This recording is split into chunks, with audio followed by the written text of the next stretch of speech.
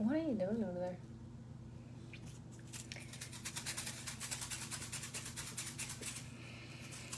Happy Tuesday, guys. I had some stuff that I wanted to share. This time I am not hopped up on C4, so I can actually bring you this message with clarity. I was wrestling whether or not to share it because it necessarily wasn't a business related principle, but I figured I did share non-business related stuff before anyways, so maybe this might help someone because we learn through other people's experience. So this quick little live is talking about Book of Numbers, and it was correlating to something that was going on in my life. And that's why I'm saying, like, it's so cool when you read the Bible, because when you just go in with open eyes, a passage or of a scripture can literally relate to what it is that you're going through. So let me actually just do 1 second. So yes, I am just going to share this. I'm going to use my hotspot.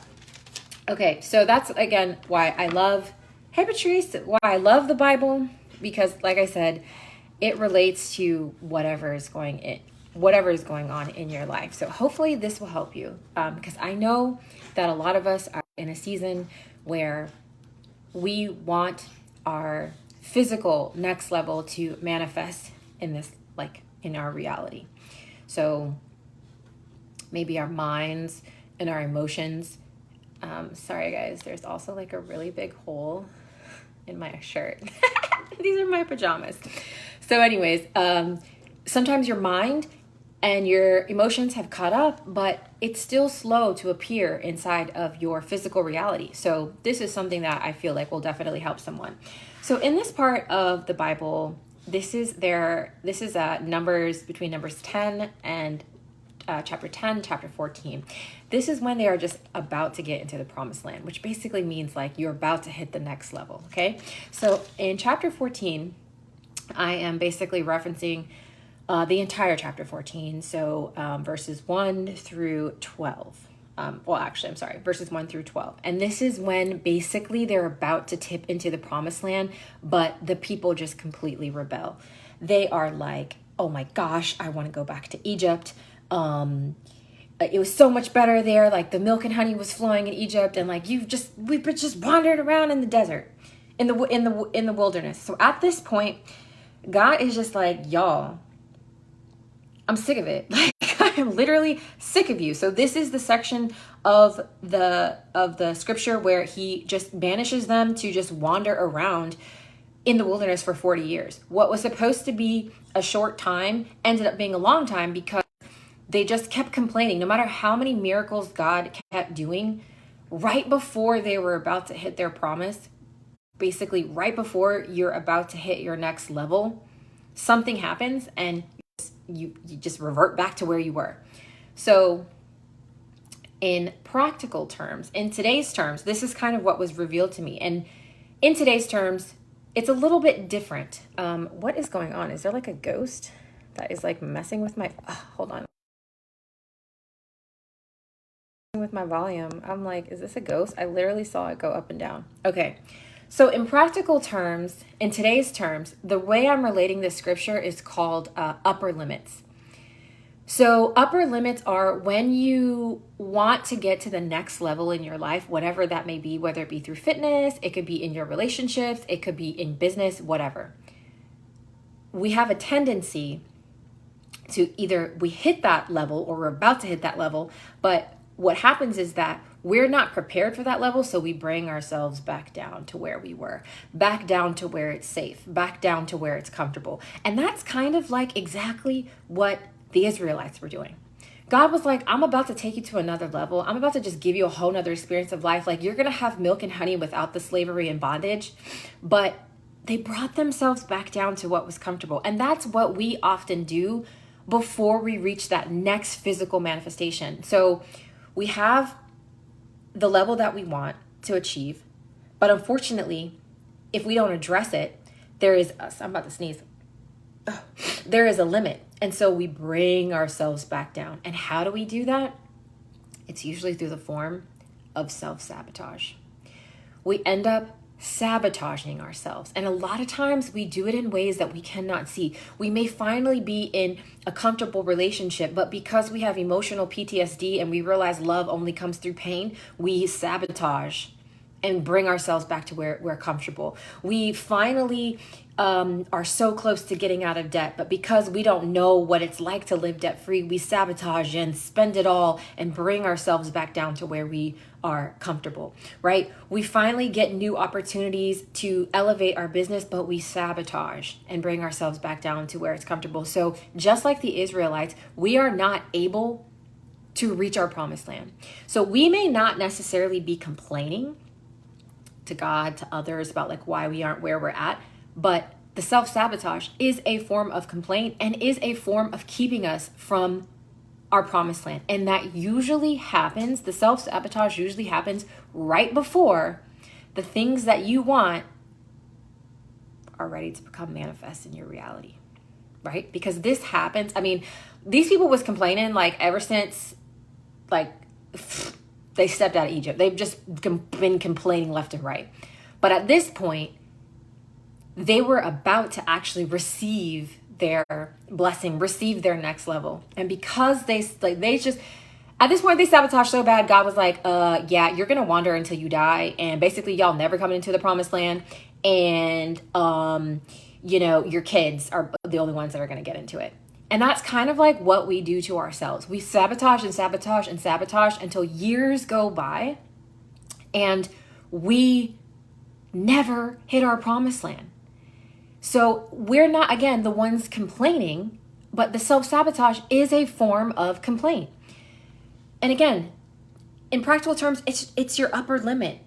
It's the limit that you hit because it's like, okay, like you say you want this, but then it's like the reality is you like internally can't handle it. So you bring yourself back down where it's safe.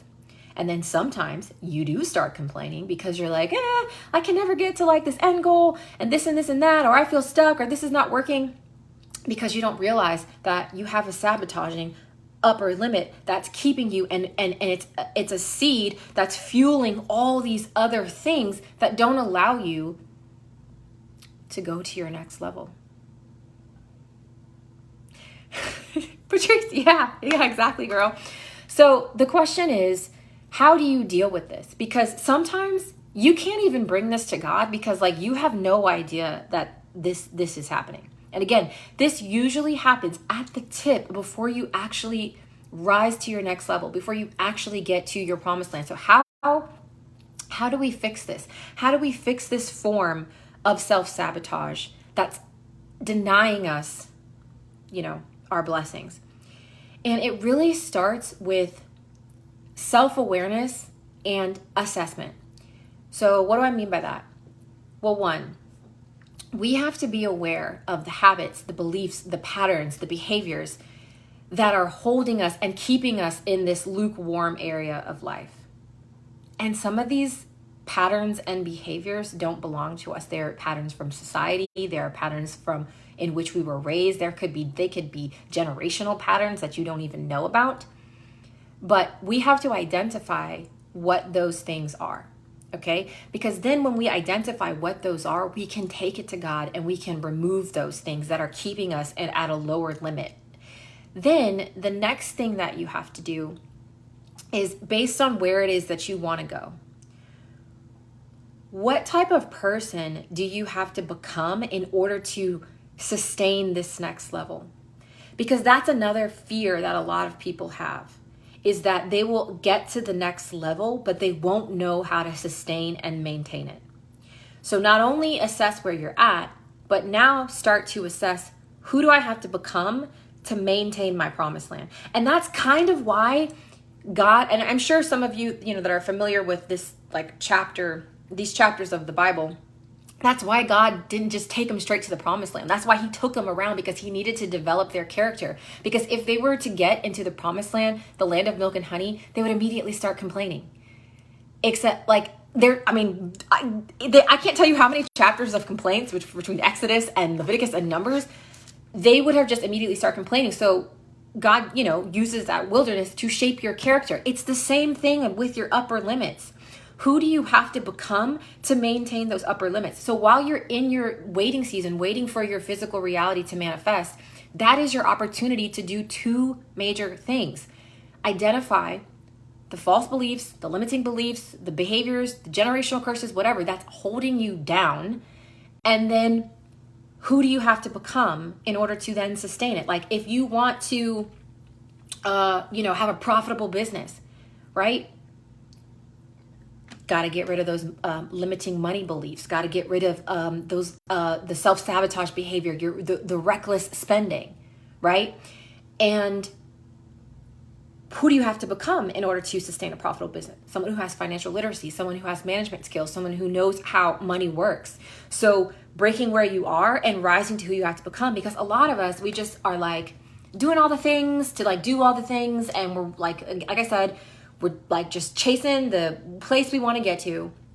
We either get there and taste it for a second and then immediately start self-sabotaging and bringing ourselves back down.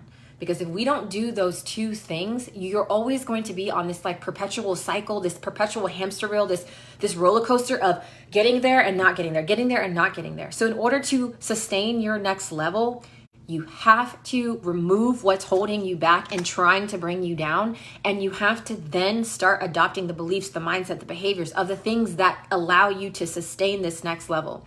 And when you get on this next level, you have to let it integrate, because it's like kind of learning how to walk all over again. So you have to let it sink in. You have to let this new pattern, this new behavior, this new level sink in, okay? Because like we have a lot of things that hold us back, and we have a lot of things that we have not be able to have, are learning to become, and it's not easy. Like it takes some effort and it takes some work, but this is how you actually reach your next level, reach your promised land, get your milk and honey, and be able to give it to God. Because if you can't identify it, then you can't fix it, right? So self-awareness is key, because then you can fix the problem and then you can change it. So, and also I will add this point that God always is with you, but he will not provide for you in places that he did not ask you to go. So make sure that the upper level that you want to go is, where he has put you, because he will definitely provide for you when you are there. But so hopefully this helps, because I was just like, y'all keep getting just a little taste of the promised land. Like it's pomegranates, it's grapes, it's like water, it's so plentiful, it is so beautiful. It is like y'all talking about the food and the little dusty wheat that you got from Egypt. Like you got to get beaten to get that wheat. So it's like Egypt is not the land of milk and honey. But if they don't let go of those old behaviors, and then who do they have to become, right? There is a barrier in between them and the promised land. There is giants. There are fortified walls. Okay, well, who do you have to become to scale those fortified walls? Who do you have to become to defeat those giants? So that is kind of my takeaway from this, because I was doing that myself. Marketing, sales, and all these things come super easy to me, but I still also have limiting beliefs, mindset shifts that I have to go through, generational curses that I have to break. And one of them does come in the form of self-sabotage. So usually before I am about to achieve a new physical existence, I tend to self-sabotage. And my self-sabotage, it looks a little bit different. It comes in the form of procrastination. So, and I'm not people that know me, I'm not a lazy person. Like I am like, do. But my procrastination will come in, and I will find every reason to avoid the one task that I know I need to do that day that moves me along and gets me to my next level. I will avoid it like the plague. I'll just be like, oh yeah, well, you know what? Like these are important too. I need to do these things too. And if I don't have that awareness, I won't know that I'm self-sabotaging. And sometimes even if you have that level of awareness, those little tiny self-sabotage moments are very, very sneaky. I have been working on a upper limit for the last 6 months, basically. For only 6 months into this year, realizing like, oh my God, Terry, like you have been sabotaging yourself, girl. Like you have been sabotaging yourself, to then be like, okay, I get it. And then I have to sit with that and I have to ask myself, what are the limiting beliefs that are holding me back? Oh, you know what? Maybe my ego is telling me that don't go to this next level because you're going to be disappointed and you're not going to be able to sustain it. Like, what are those things? But if I don't have the awareness to realize that I'm upper limiting myself, I will keep myself trapped in this cycle, keep wondering why, I can't get to the next physical level in my life. So I'm able to identify the things that are holding me back and then say, okay, at this level, what type of person sustains this level? What mindset, what beliefs, what behaviors that do they have? So that I can start to embody those now, right? That's kind of like anybody that's into like the manifestation stuff, like how do you embody what you desire now? It is figuring out what those behaviors look like and not faking it till you make it. But it's like, hey, you know what? If someone that I believe is healthy, has, self-control, drinks a lot of water, gets up and works out, like, okay, like I may not be like 2 pounds, but I know I can start practicing that today and not like fake it till I make it. I can actually, start embodying those behaviors now, as well as removing the ones that, are limiting me.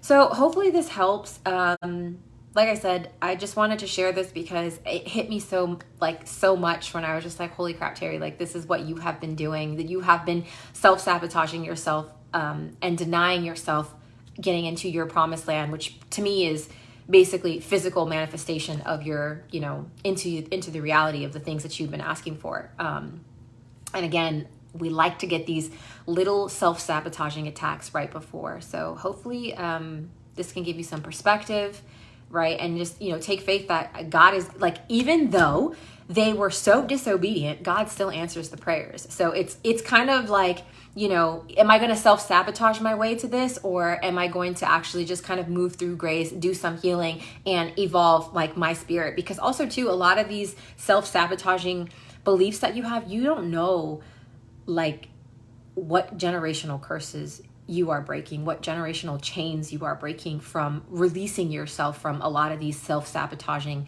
limiting beliefs as you rise. So you're just opening a new wave of energy into, your family timeline and into the world. So yes, hopefully this helps. Patrice, I was listening to the Bible. Girl, I cannot. I was like, y'all, it's like the last few chapters, it was like rebel, rebel, rebel. He even sent the leaders of the Levites, girl, into the ground and swallowed them up and ate them. And the next day they was like, rebel, rebel, rebel. And I was just like, oh my gosh, guys, like, can we get it together and be part of the sea for Christ's sakes? Yeah, so it's crazy. I feel like this chapter is my life. It's called Don't Break the Tablets, Moses. And don't Moses and keep yourself out of the... You did all that work. Melissa, let's see. This is my opportunity to do 2 major things: break off the false beliefs and learn who I need to become to sustain it. Absolutely. Absolutely. What limiting beliefs keep you from stepping into your profitable business? Oh, I don't know about finances. Like, I don't have financial literacy. Oh, I'm not capable of being a leader. Oh, I'm not capable of managing a team. Oh, I'm not capable of selling my offer. Work on those. Wipe those out. Who do you need to become to sustain a profitable business? Someone who has leadership skills, someone who has team building skills, someone who understands financial literacy, someone who understands what does it actually mean to have a profitable business? What does that even mean? Okay? And then what do I need to do in order to be equipped so that when that profitable business starts to manifest towards me, I can be a good steward over it. I can be a good steward over my next level.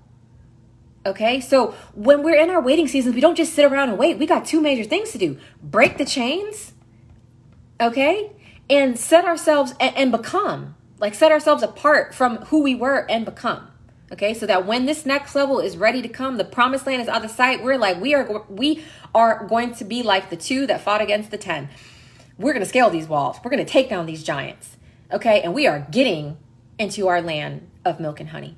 Like, that is ours. God promised it. That is ours. I have no doubt. And again, I talked about this in the last lesson. I'm like, you could be like Sarah and Rebecca and struggle your way to your blessing, or you can actually, enjoy God's peace on the way to your blessing. Because I'm telling you, when you break these chains, you remove these when I remove these upper limits, it felt like a weight had been lifted off of my shoulders over the last 6 months, where I just been kind of feeling like stuck. And even though I kept taking a step forward, I kept moving forward. It was like something that was inside of me that was holding me back. And for anyone that does go through a lot of like healing stuff, when you initially start, it's very easy to heal because it's very easy to see a lot of the very toxic behaviors you have, because they're just like, when you kind of see the world in a more peaceful way, you're like, oh my gosh, this is like, I cannot talk to myself like that. I cannot be mean to myself. I can't do those things. But as you start to integrate and walk in a more peaceful way of living, a lot of the things that hold you back are very, very subtle. They're small, but they're still just as powerful as the bigger things that are more typical for you to be able to identify and see. So that's when you just really got to get sharp.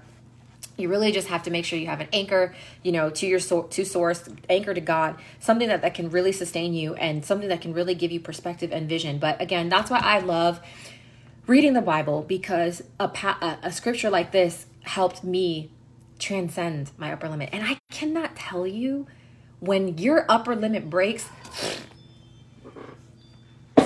stuff comes rolling in. Like, it comes rolling in. Like it's Blessing City. So hopefully this helps. Happy Tuesday. And yeah, I am so glad I shared. If you guys have any comments or input on this, like, just drop them in the comments. I am happy to continue this discussion further, because I just love it. And I hope that anyone who is experiencing the next step into their promised land can find this information helpful, so that they can really step into their promised lands, into their promised land with confidence, and stay there and sustain there and rise to the next level, not keep bringing yourself back down and, staying in this perpetual loop of complacency. So happy Tuesday. Yes, Melissa, Blessing City. I am so excited. Yes, this is your opportunity to do 2 major things. So I am so excited. So happy Tuesday, guys. Many blessings to you. I will pin this. I save these little videos in the guide section. So if you want to go back and watch it anytime, and let me know if anyone's in the book of Numbers, any revelations that you have. I would love to continue this conversation. So see ya.